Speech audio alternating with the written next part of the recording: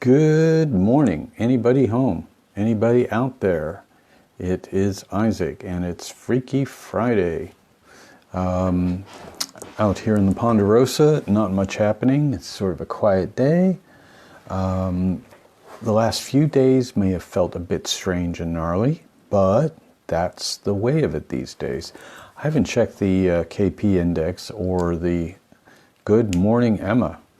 I haven't checked the what the good old Schumann frequency resonance is doing, but it has been an interesting week.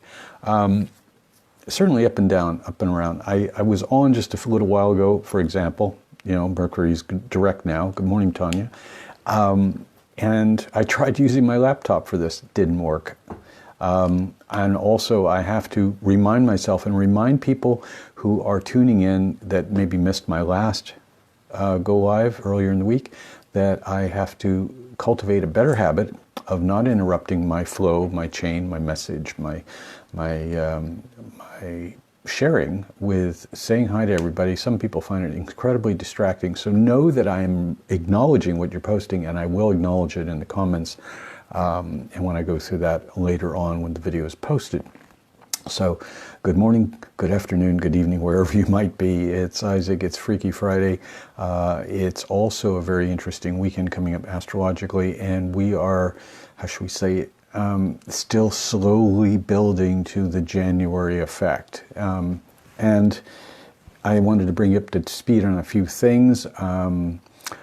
There is every indication that right now that the Great Britain experiment or craziness that's going on here with Brexit and everything else may get resolved on December 12th. So we're looking forward to that. I haven't done a chart yet for that, but I also am expecting to look at that in light of what's coming up less than 12 days later or 15 days later when we have that solar eclipse on the day after Christmas. That I do want to be talking about because that's a big deal. That has a ramification or a ringing effect for 2.5 years, all right? So again, to remind those who may be a little skeptical of astrology or think astrology is something that weirdos do, that wear tinfoil hats. If you look down on my post on my timeline, you'll find I quoted Carl Jung yesterday. He was quite a progenitor, advocate for astrology and the tarot as a symbolic system to reflect what is going on in human consciousness and what's going on in our personal experience, not as a arbiter of it, not as a instigator of it. Another way to think about it is that, yeah, in a way, astrology and other systems of divination or study like this are part of the matrix, and therefore they can be part of systems of control to limit consciousness and so forth and so on. Or they can be seen for what they are, and that is they can be tools for greater understanding and eventually liberation from such confined structures and roles of identity and so forth. So, people who identify so strongly with their chart that they say, well, that's just because I have Venus in Gemini. Well, that's not very helpful or astute. And so I try to point out that these are characteristics that the soul is trying to bring into resolution, to understand, to embody, to integrate in terms of its process of evolution. It's not a causative thing. It's a road sign. It's something to get your attention. So with what's going on collectively, charts are useful in terms of determining what is actually happening in the experience we're having collectively, or kind of warn us ahead, look ahead to find out if there is something we should be aware of so that we can possibly change it or avoid it or benefit from it in some way. So that said, my little diatribe about astrology. I'm more of a student of things that are more human or more touchy-feely than you might be aware of. And one of those things is pleasure. And one of the things that we have coming up is very pleasurable.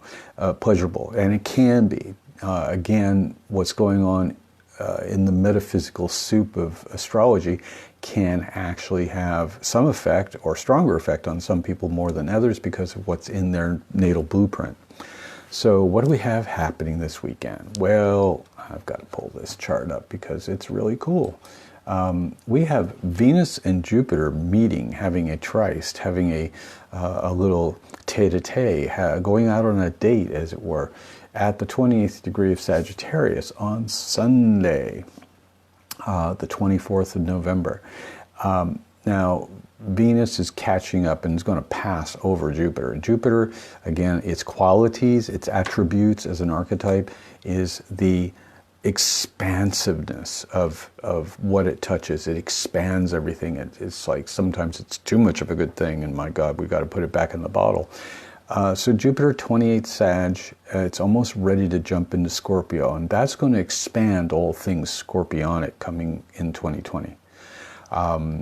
That's got some real interesting ramifications because of where Uranus is in Taurus, okay?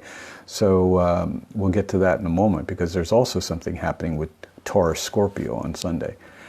So Venus comes along in her loving nature and is saying, okay, what are the qualities of Sag?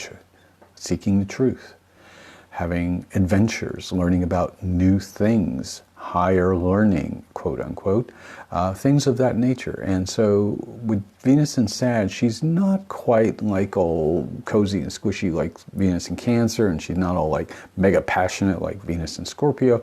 She's more like, let's go have fun. Let's have a little adventure, you know, let's do something. Let's discover something new about love, of course, and pleasure and beauty and things of that type, all right, Aphrodite. So when she meets up with Jupiter, it's like she'll go overboard in that pursuit. She'll go overboard because Jupiter is like saying, hey, pull out the stops, no brakes, let's just go. And at the Galactic Center is 27 degrees Sagittarius, you know, from our perspective here on planet Earth, when we're looking at the core of the galaxy, our Milky Way. That degree where that lands there, that intersecting point, is 27 degrees Sagittarius, so Jupiter and Venus are at that. So what does this become, possibly? Divine love? Love inspired from the gods and the goddesses? Very much so. I think it's also could be very tantric, all right? So be prepared for stirrings of passion or stirrings of pleasure or desire to just let loose and stop being so straitjacketed about enjoying things and to look for the divine within ecstasy or the divine within ecstatic practices. So that's what I'm saying. It could be very tantric. But it's also very spiritual. It could feel pleasurable to meditate. It could be pleasurable to consciously breathe and belly breathe. It could be pleasurable to cook an amazing meal and enjoy that. Allowing oneself to enjoy, I think, is probably one of the hallmarks of this. To also celebrate the ability to have the experience of enjoyment and pleasure. Pleasure, we please us, please you, please ourselves. And it's something that is in short supply on planet Earth these days. There's short-term spiritual, sexual gratification. There's short-term, vicarious pleasures. There are short-term pleasures offered by drugs and alcohol.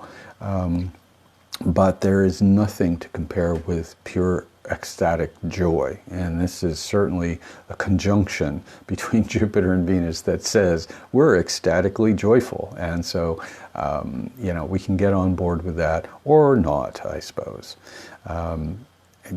This is a good timing for things like holidays, things like having a date out, things like having dinner out, maybe having a social gathering of some kind that would really be, kind of warming for us in the northern hemisphere. We're bundling up and trying to stay warm.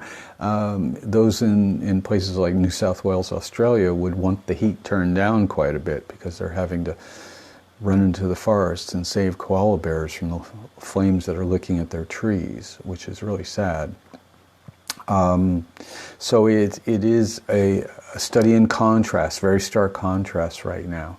Where do you find peace? Where do you find pleasure? Well, Jupiter and Venus are here to help, all right? We need a bit more focus in that regard. The other thing that's happening is, this whole thing around Scorpio, and it's diving deep into ecstasy and passion to discover, what it is and what it can be. It's a transformational process. It's dying every day and being reborn every day. It's ruled by Pluto. Taurus is about security and sensuality and sensual pleasure. So we have that in spades this Sunday too, because we have Mars in Scorpio about to oppose Uranus retrograde in Taurus. Now, one could say, well, that's kind of juicy because it's Scorpio, Mars in Scorpio. It's like, I want what I want and I want it now. It's animal passion. It's animal need. It's the deep, dark need to connect very primally. Taurus is primal as well. It's very much like, way societies were before we were civilized. Okay, if I can't grab it and make love to it, why might I kill it? That's kind of how that works in that energy. It's very primal. It's very much the unconscious role of nature. So when we get into Sunday, we're going to have the moon conjunct Mars, which is going to amp up these strong feelings of passion and need and desire. And Uranus retrograde in Taurus is going to be like, well, it may take a form that nobody expects. That's Uranus's job. It's sort of like reflecting, Uranus isn't how should we say it, always a good guy. He's got a shadow side, and the shadow side is disruption and chaos. So Mars opposed Uranus, or Mars in a harsh square to Uranus, can tend to make things happen that we don't plan on happening or want to happen, like accidents, mishaps, explosions of anger and frustration, physical violence, things having to do with automobiles or technology or guns, all those kind of things. So this could be something that might show up in the collective as an acting out. But in your personal relationships, in your personal connections, it also may erupt. Somebody might just say something that sets you off. If you have something sensitive to 3 degrees of Taurus or Scorpio or Aquarius or Leo, you might just get triggered. So it's important to be aware of the fact that we have two completely diametric energies or influences that are going to be happening over the next 48 to 72 hours, and it culminates at approximately 1:30 in the afternoon here, GMT, in the United Kingdom. That'll be the exact conjunction of Jupiter and Venus. That'll be the exact opposition of Mars and Uranus. And so it's important to have fun, have a great time, don't lose your cool, don't overreact, don't attack, all right? So that's important to keep in mind. Now, what else is coming up is happening today, actually, is the Sun is at the last degree of Scorpio. Last few minutes of it, as a matter of fact, if it hasn't already moved into, let me go into the way forward machine instead of the way back machine here and see if Sun has moved into the sign of Sagittarius, because it probably has, or will do shortly. Yeah, it goes into Sag later this afternoon here, all right, at about 3:39 or so, 3:30 this afternoon, GMT. The Sun moves into Sag. So we'll have the Sun in Sag this Sunday when Jupiter and Venus meet, and that is great. That adds, again, this more optimistic kind of energy. Jupiter rules Sag. So the Sun in Sag with Jupiter and Venus meeting up at the Galactic Center is pretty auspicious, all right? So focus on the pleasure, focus on the adventure, focus on learning new things, experiencing new things, trying out new things. Make fun and pleasure a hobby this weekend in some way, shape, or form. That also means relaxation. Yes, that's Taurian. Let's chill out. Let's, pop some corn, watch a film, cuddle up on the couch under a blanket. That would be great stuff to do on the weekend in general, but certainly on Sunday. And, just watch if you're triggered by anything you see on TV, or watch if you're triggered about anything that somebody says when you're at the pub with friends, or having Sunday roast here in the UK, or watching a football game on Sunday in the US, which I don't do. I don't do either things, but I observe what people's social habits and norms are. So that's always cool. And we do have the Mars in Scorpio right now, and we have Moon conjunct Juno today in Libra.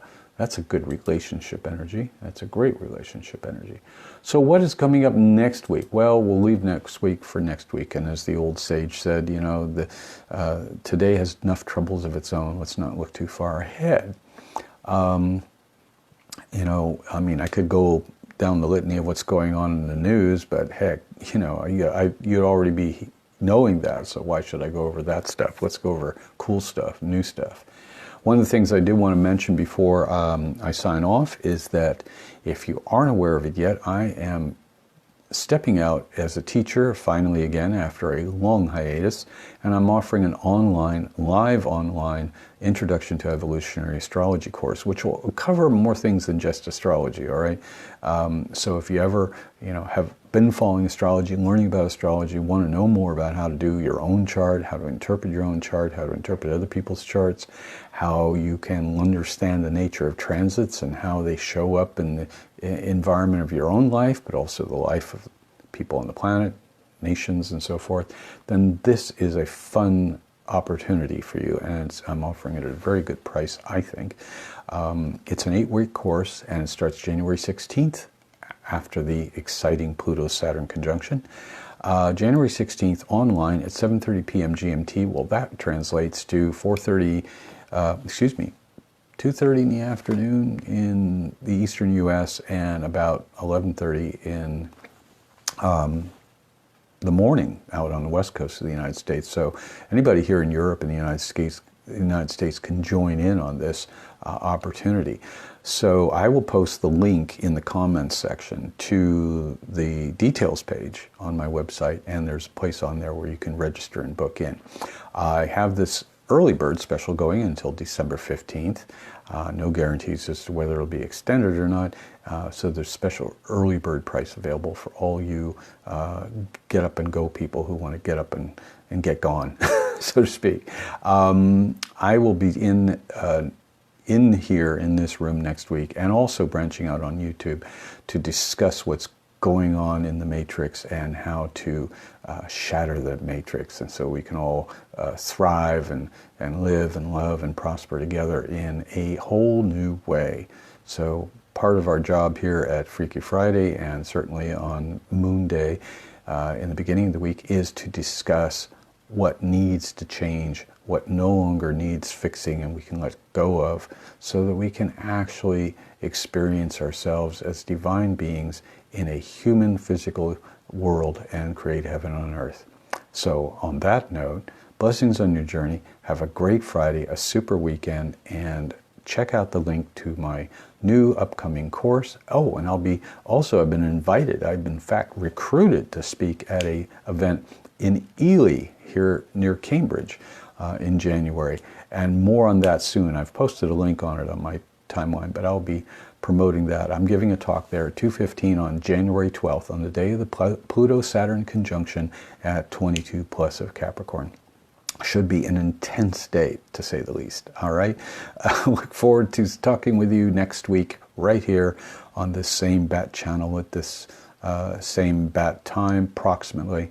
I will provide notification in advance, which I didn't do today. Anyway, very spontaneous today, all right? That's part of that Sag energy, that Jupiter-Venus energy, taking a chance just to do something in the moment, in the present moment. All right? Blessings on your journey. Thanks for tuning in. Share and with each other, certainly, and support each other. And with love, I say adios until next week. Take care.